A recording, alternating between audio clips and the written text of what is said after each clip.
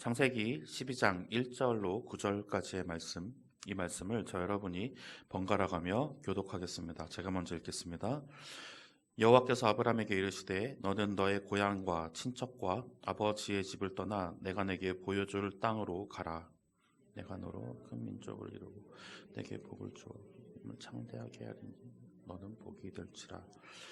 너를 축복하는 자에게는 내가 복을 내리고 너를 저주하는 자에게는 내가 저주하리니 땅의 모든 족속이 너로 말미암아 복을 얻을 것이라 하신지라.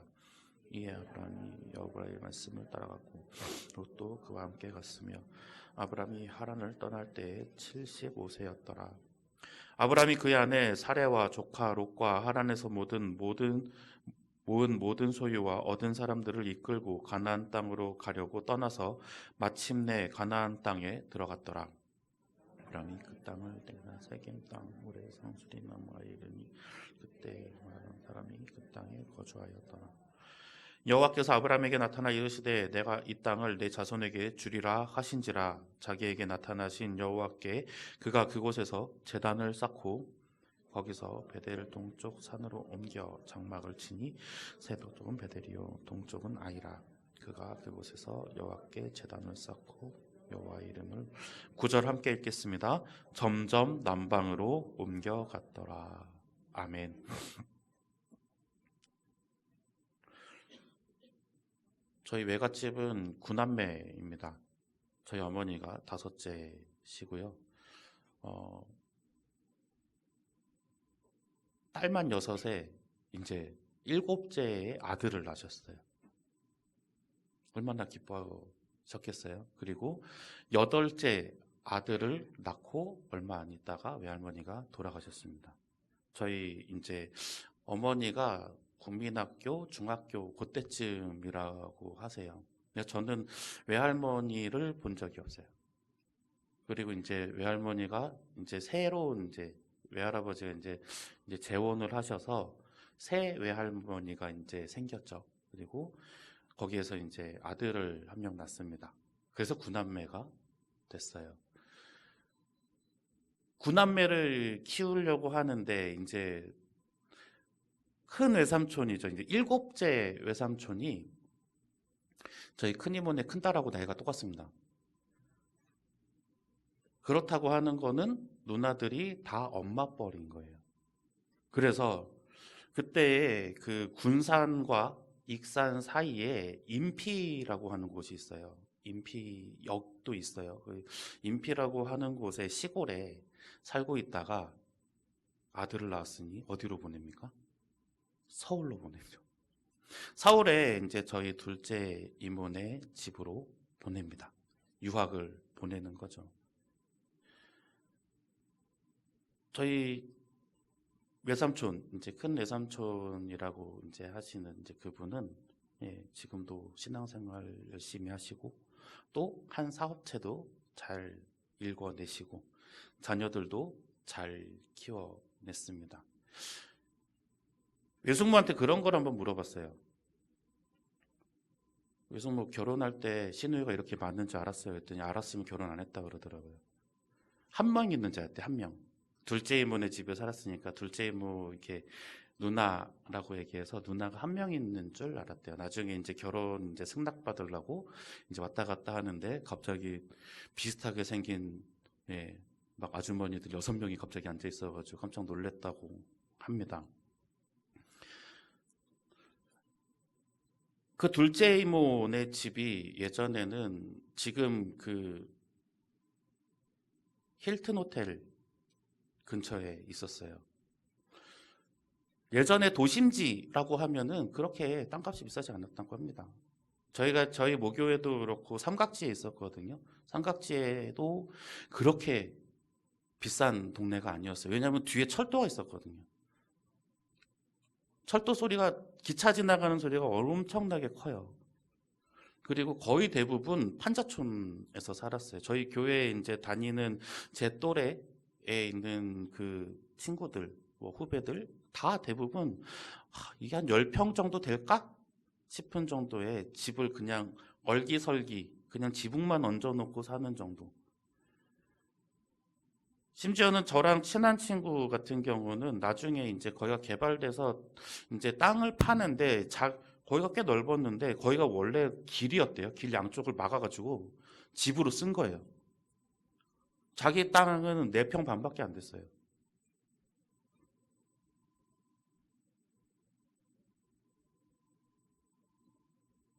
제가 이 얘기를 왜 드리는가? 저희 둘째 이모는 그 좋은 동네, 서울역 맞은편에 이제 그 힐튼 호텔 옆에 그 집을 팔아서 어디로 가냐면 중화동으로 갑니다. 중화동에 빌라 연립주택이죠, 그때는. 연립주택 한 개를 통째로 사셨어요. 그래가지고 세를 주고 이제 자기가 이제 나중에 이제 살겠다라고 생각을 하는데 지금은 어떻게 됐을까요? 네. 둘째 이모부는 자기가 옮겨 다니는 곳마다 땅값이 떨어졌습니다. 참 너무나 안타까운 현실이죠. 저희 모교회가 삼각지라고 했잖아요. 삼각지에 아까 얘기했던 4평 반을 팔았던 그 친구는 칠림동에 50평대 빌라를 샀습니다. 이사 가는 것, 집을 옮기는 것, 여러분들은 어떤 생각으로 집을 옮기시는지, 이사를 가는지, 나에게 득이 돼야 이사를 가고 내가 옮겨가지 않겠습니까? 실질적으로 내가 지금 살고 있는 집보다 더 나은 곳을 원합니다. 뭐 정말 안 좋은 상황이 아니면, 정말 좋지 않은 상황이 아니면 그렇게 이사 가지 않죠. 자, 오늘 이 이사 가는 한 가정을 우리가 봅니다. 첫 번째는 이런 장면이 나옵니다. 하나님께서 아브라함을 부르셔요. 여호와께서 아브라함에게 이르시되, 그리고 뭐라고 하냐면 내가 보여줄 땅으로 가라. 그런데 이 황당한 소리에 아브라함은 왜요? 라고 물어보지도 않고 순종합니다. 저 같았으면 왜요? 라고 물어봤을 것 같은데요. 그냥 그대로 짐 싸서 가요.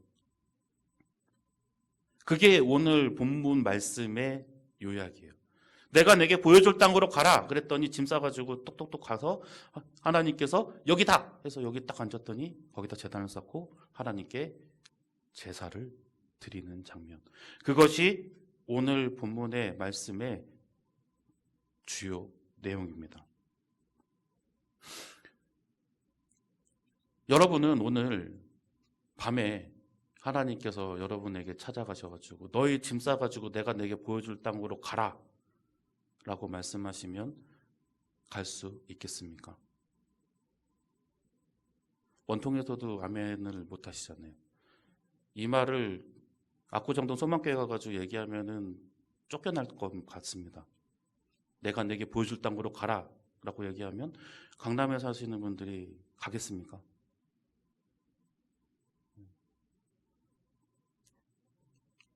그만큼 아브라함의 이 결단, 순종은 어마어마한 거예요. 지금 우리가 생각하는 지금 이 시대에도 옮겨가라, 내가 내게 보여줄 곳으로 가라 라고 명령하실 때에 우리가 머뭇할 수 있는 것처럼 그때는 지금보다 더 삭막한 환경이었거든요. 자, 오늘 본문 말씀에서 우리가 조금 살펴봐야 할 것이 있습니다. 이 아브라함이 어디에 살았는가? 아브라함이 어느 쪽에 살았는가 하니 갈대아인의 우르 지방 그리고 하란이라고 합니다. 창세기 11장 28절의 말씀입니다. 화면에 비춰지는 대로 우리 함께 읽어보겠습니다. 하란은 그 아비 데라보다 먼저 고향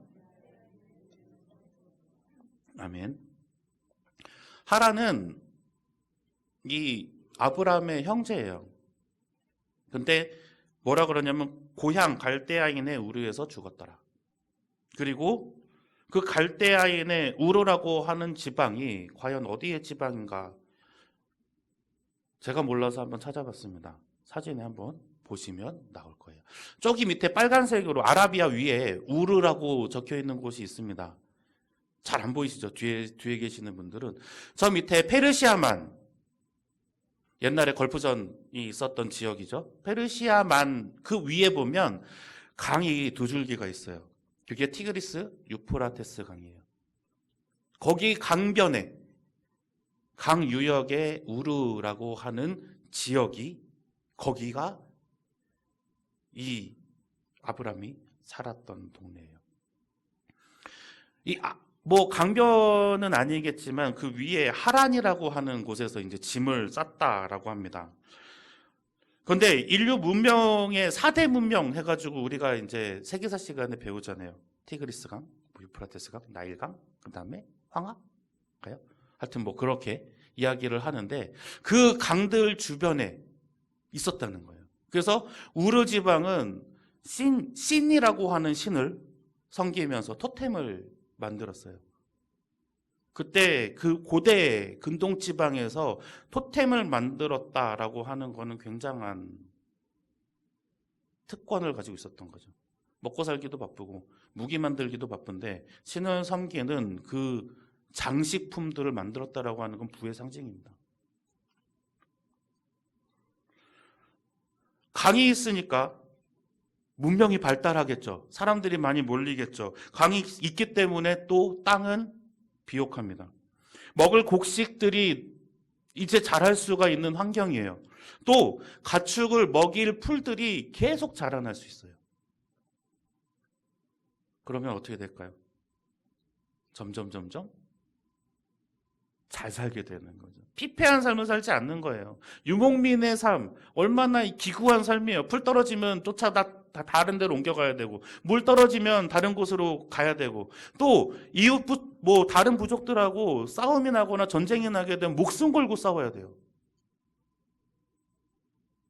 그런데 이들은 정착해서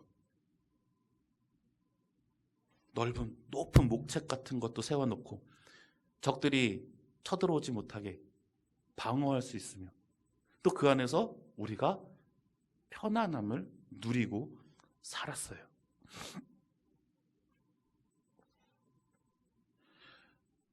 애초에 근데 이 아브라함의 선조들이, 아브라함의 이 조상들이 원래 이 하란이라고 하는 곳, 이 갈대아인의 우르라고 하는 곳에서 있으려고 하지 않았습니다. 원래 여정이 어디였냐라고 봤더니 바로 가나안이에요. 창세기 11장 31절의 말씀입니다. 함께 읽어보겠습니다. 데라가 그 아들 아브람과 하란의 아들인 그의 손자 롯과 그의 며느리 아브람의 아내 사레를 데리고 갈대아인의 우르를 떠나 가나안 땅으로 가고자 하더니 하란에 이르러 거기 거류하였으며. 아멘. 갈대아인의 우르를 떠나 가나안 땅으로 가고자 했는데 못 갔어요.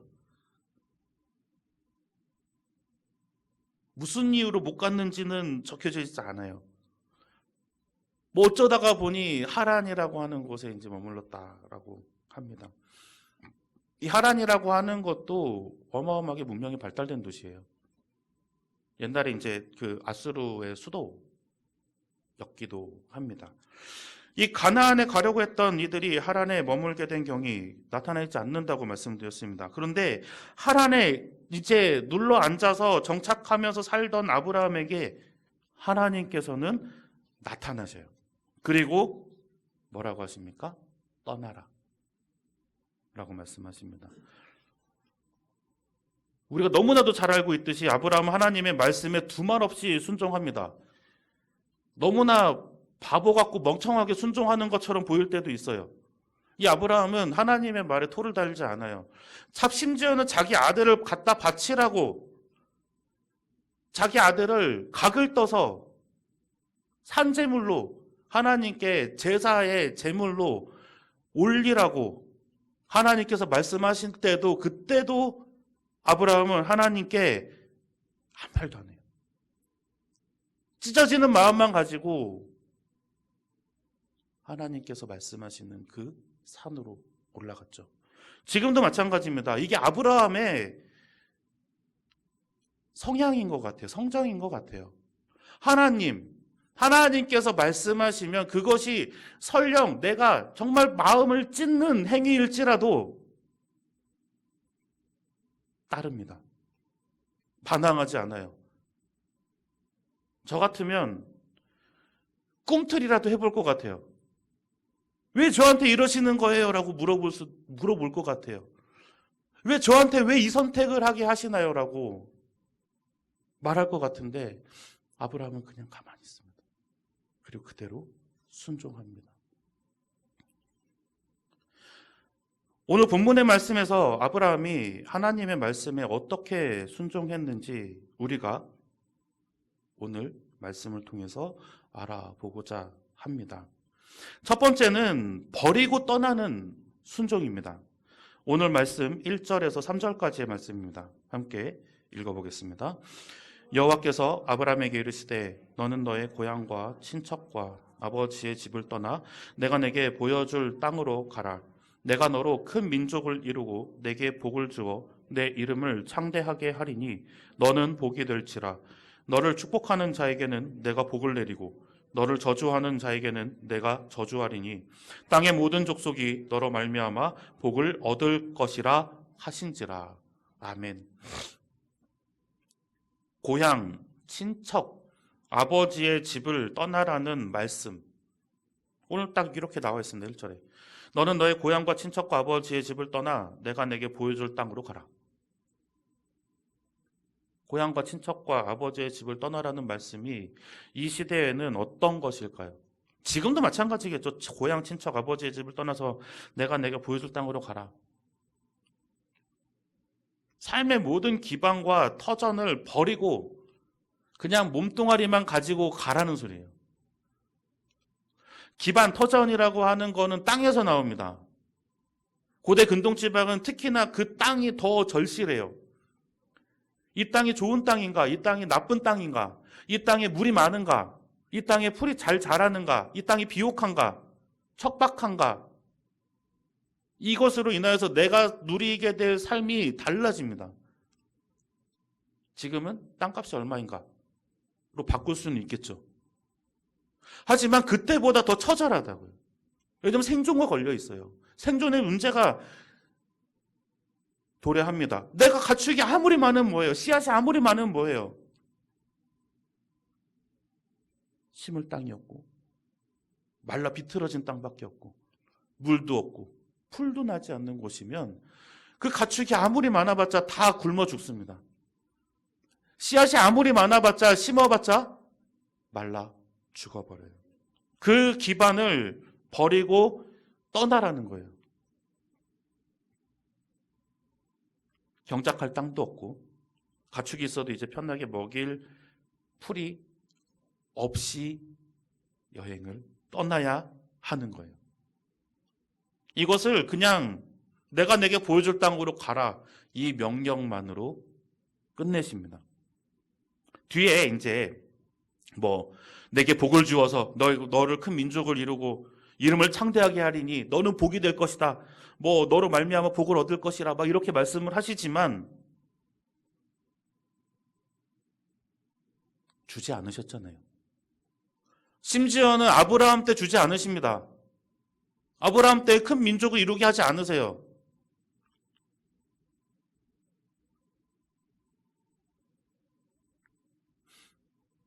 우리의 삶에서 나의 성격에 한번 비추어 보시기 바랍니다. 자신의 성격으로 내 성격에 만약에 그렇게 하셨으면 어떻게 반응할까? 우리는 결과를 알고 있기 때문에 이 복이 될지라라고 하는 말씀을 순종할 수 있겠다라고 생각을 하지만 그때 아브라함에게 임하신 하나님의 그 복이 될지라라고 하신 말씀은 아직 임하지 않았다고요. 복이 될 것이다 라는 그 말에 아브라함은 두말 없이 떠납니다. 아까 얘기했죠. 땅을 이제 새로 찾아 떠나는 여정. 먹일 풀을 찾아서, 마실 물을 찾아서 떠나는 그 여정, 이사의 개념이 아니라 자신의 땅을 만들어야 하는 정복 혹은 개척의 개념이에요. 이미 그 땅을 선점하고 있는 다른 부족들에게 견제를 당할 수도 있고요. 또 끔찍한 일을 당할 수도 있는 전쟁과 같은 상황에 놓여질 수도 있습니다. 실제로 이삭이 계속 다니면서 우물을 파는데 옆에 와가지고 계속 괴롭히잖아요. 이삭이 거기서 응전했으면 전쟁이 벌어졌습니다. 이삭은 다 양보해서 물러난 거예요. 그런 곳으로 지금 하나님께서는 그러한 일이 벌어질지도 모르는 위험한 위험한 여정으로 하나님께서 보내시는 거예요. 아브라함은 그런데 순종합니다. 내가 무언가를 가지려고 하면, 내가 무언가를 바라고 생각했다면, 내가 무언가를 가지기 위해서 하나님의 말씀을 들었다라고 하면 순종할 수가 없어요. 아브라함은 가지는 것을 순종한 게 아니라, 가지는 것을 원했던 것이 아니라 버리는 것을 순종한 거예요. 내가 가지고 있던 터전, 내가 가지고 있던 기반을 하나님의 말씀에 순종함으로 그대로 내팽개쳤어요. 버려버렸어요. 가나안까지 내려가서 그들이 정말 행복하게 오래오래 잘 살았습니다 라고 끝났을까요? 아니요. 9절 말씀 지나서 10절 말씀에 보면 그 땅에 기근이 들었다 그래요. 하나님께서 복 주신다 그랬는데. 그래서 그 아브라함의 가족들은 기근을 피해서 어디까지 내려가냐면 애굽까지 내려가요. 하나님의 명령을 따라서 다 버리고 순종했지만 이전의 생활과 비교했을 때 더 나아졌다 생각할 수 있을지도 모르는 그런 상황. 계속 내가 옮겨 다녀야 되는 그런 상황. 그럼에도 불구하고 아브라함은 거기서 불평하거나 원망하지 않습니다. 심지어는 옮겨 다니는 데마다 제단을 쌓고 하나님께 제사를 드려요.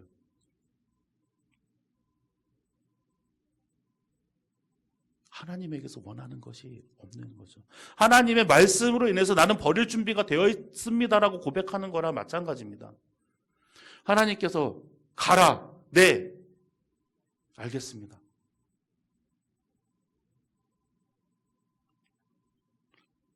아브라함에게 내려진 가장 큰 축복이 뭘까요?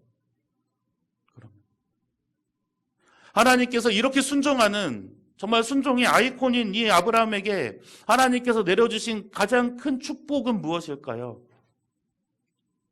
바로 그들의 자손에게서 예수 그리스도가 태어나게 한 것입니다. 하나님께서는 우리에게도 말씀하십니다. 버리고 떠나라. 버리고 떠나라. 버려라.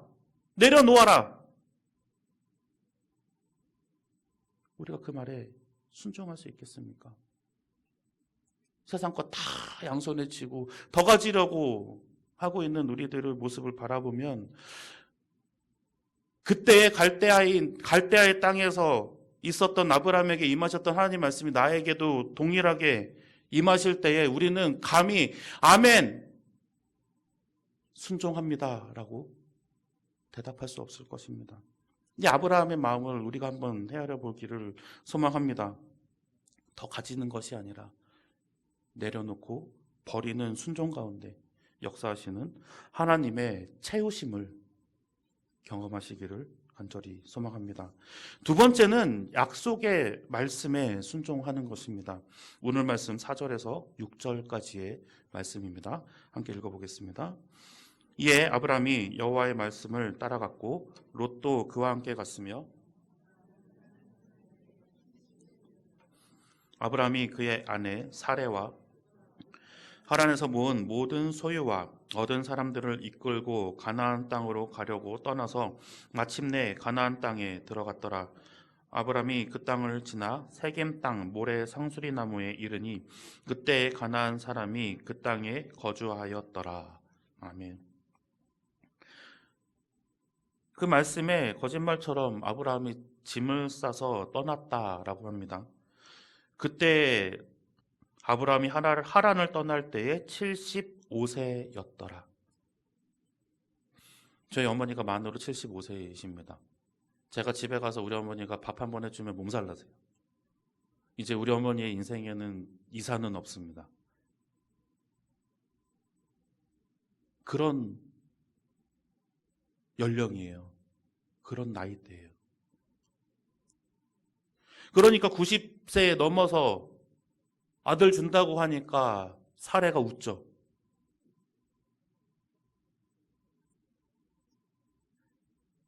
이 75세에 군말도 안 하고 이제 떠납니다. 짐을 싸서 떠나기에는 너무나 부담스러운 나이 아닙니까? 이사를 가기에 내 식솔들을 내가 책임지기에는 이제는 내 힘이 딸리고 내가 더 빨리 뛸 수도 없으며 무거운 것을 짊어지고 나를 만한 그러한 지구력도 남아있지 않아요. 그럼에도 불구하고 아브라함은 하나님의 약속의 말씀을 믿음으로 순종합니다. 그 말씀에서 우리는 하나님께서 우리에게 역사하시는 그 놀라우신 그 역사를 우리가 바라볼 수가 있어요. 내가 하나님 어떻게 살아요? 하나님께서 나에게 약속해 주신 것 하나님 언제 해 주실 거예요? 하나님 언제 나에게 이루어 주실 거예요? 우리는 계속 묻고 따지지만 하나님께서 이루어 주신 것은 우리가 헤아려보지 못해요.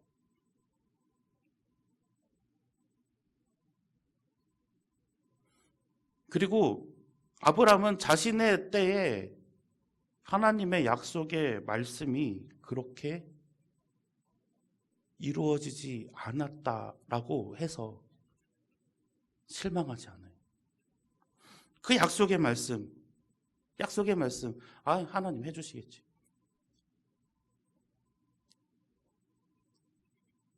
안 해주시면 어떻고.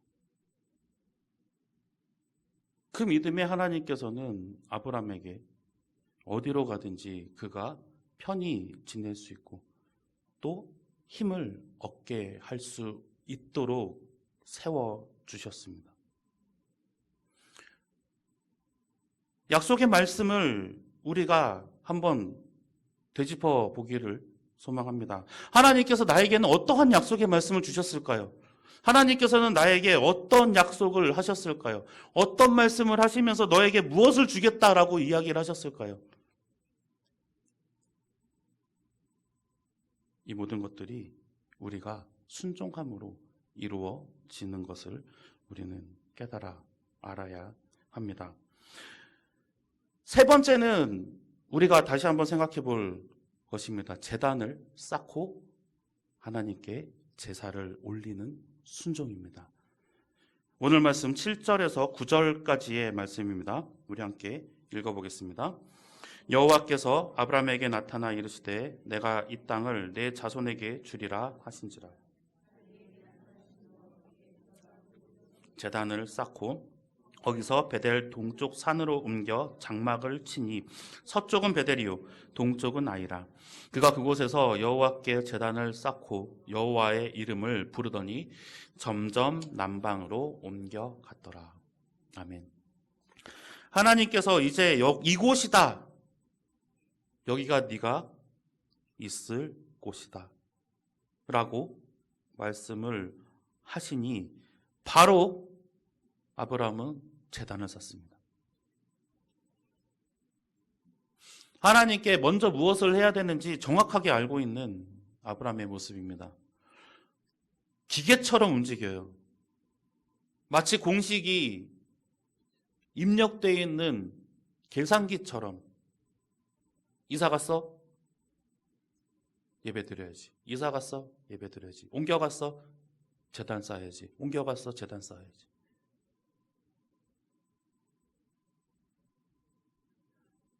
한 번쯤은 순서가 헷갈릴 만도 한데, 한 번쯤은 그것이 귀찮을 만도 한데, 아브라함은 그렇지 않아요.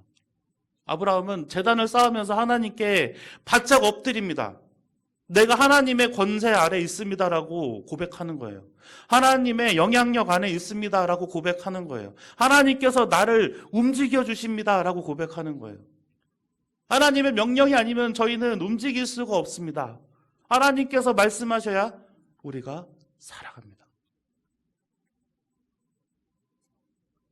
어찌 이쁘지 않을 수가 있겠습니까? 어찌 사랑스럽지 않을 수가 있겠어요? 어찌 복을 쏟아붓지 않을 수가 있겠습니까? 비옥한 땅이 아니라 가시덤불 아니면은 사막 한가운데 있어도 하나님께서 거기를 비옥하게 만들어 주실 것 같아요. 이런 순종과 이런 믿음이라고 하면